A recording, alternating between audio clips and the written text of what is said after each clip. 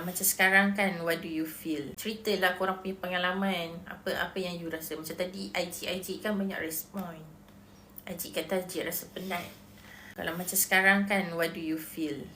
Right now, apa yang IG rasa? Do you still feel tired? Like emotionally tired, exhausted?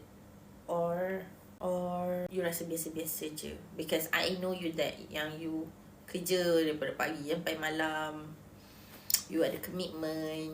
Sebab because semua orang ada commitment. And as someone yang kita rapatlah dalam satu circle, ialah kita macam kenal kan, masih kenal macam mana kita kalau ada training kita pergi sama-sama, kita sanggup attend sana punya training, sini punya training. And then ada lagi commitment keluarga, and then pada masa sama run business lagi, nak cari sales lagi, hadap lagi perangai customer.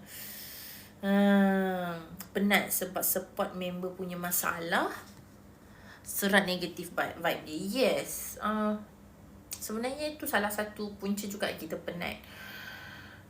Bila kita banyak mendengar masalah orang and negatif, sebenarnya it's okay untuk dengar, tapi bila you fikir pula balik masalah tu, you tak buang, you tak bagi keluar, itu yang rasa macam penat gila. Rasa macam lama masalah dia ni, kita dibebani masalah orang lain.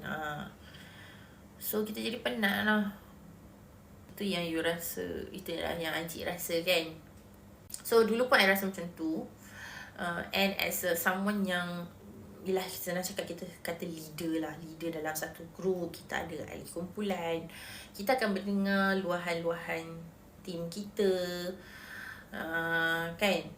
So sebenarnya kita dengar masalah orang tu, sebenarnya kita kena convert balik macam mana kita nak turn into in positive way lah, supaya kita sendiri tak ada rasa macam terperangkap